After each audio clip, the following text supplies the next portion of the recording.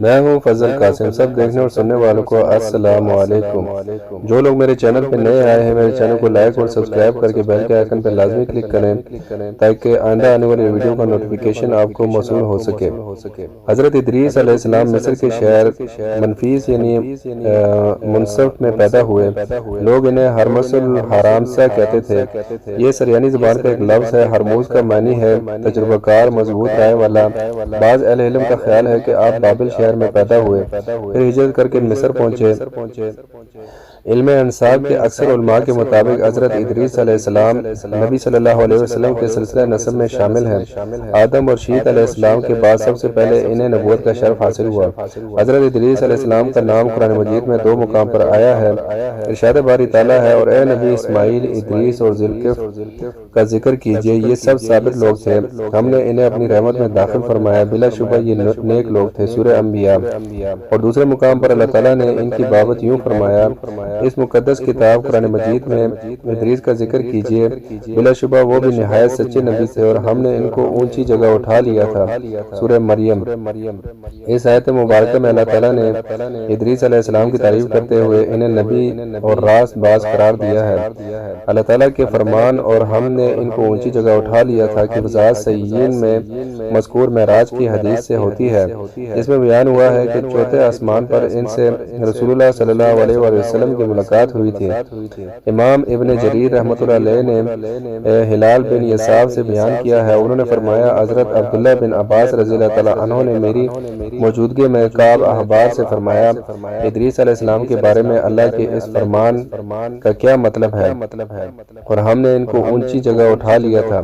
کعب نے فرمایا اللہ تعالیٰ نے ادریس علیہ السلام کی طرف وحی نازل فرمائی، میں آپ کے اعمال میں روزانہ تمام نبی آدم کے اعمال کے برابر اضافہ کروں گا۔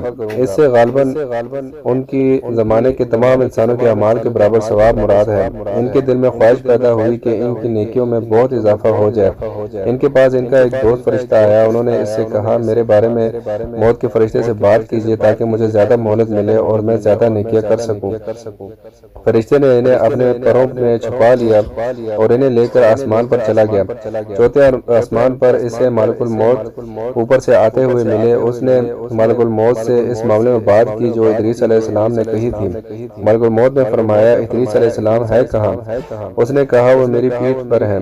ملک الموت نے کہا تعجب ہے، مجھے بھیجا گیا تھا اور حکم ہوا تھا ادریس علیہ السلام کی روح چوتھے آسمان پر قبض کرو۔ میں دل میں کہہ رہا تھا وہ تو زمین پر ہے، میں ان کی روح چوتھے آسمان پر کیسے قبض کروں؟ چنانچہ انہوں نے وہاں ان کی روح قبض کی۔ اللہ تعالیٰ کے اس ارشاد میں اسی طرف اشارہ ہے، ہم نے اسے ایک بلند مقام پر اٹھا لیا۔ حضرت عبداللہ بن مسعود اور عبداللہ بن عباس رضی اللہ تعالیٰ عنہ سے مروی ہے کہ الیاس اور ادریس علیہ السلام ایک ہی شخص کے 2 نام ہیں۔ اس کی تائید میں حضرت انس رضی اللہ تعالیٰ عنہ سے مروی معراج کی حدیث پیش کی جاتی ہے، جس میں مذکور ہے کہ جب نبی صلی اللہ علیہ وسلم ان کے پاس سے گزرے تو انہوں نے آپ صلی اللہ علیہ وسلم کا استقبال کرتے ہوئے فرمایا تھا نیک بھائی اور نیک نبی کو خوش آمدید، جبکہ حضرت آدم علیہ السلام ابراہیم علیہ السلام نے فرمایا تھا نیک نبی اور نیک بیٹے کو خوش آمدید۔ اگر ادریس علیہ السلام آپ کے اجداد میں سے ہوتے تو وہ ان دونوں کی طرف آپ کو بیٹا کہتے، لیکن یہ استدلال ایسا نہیں جس کا جواب نہ دیا جا سکے، کیونکہ ہو سکتا ہے کہ راوی کو الفاظ اچھی طرح یاد نہ رہے ہوں، اور یہ بھی ہو سکتا ہے کہ کثر نفسی کرتے ہوئے خود کو باپ کی بجائے بھائی کہا ہو۔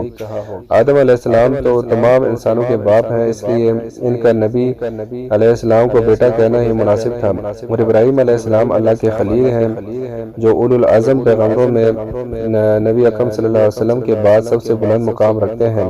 ان سب حضرات پر درود و سلام نازل ہو۔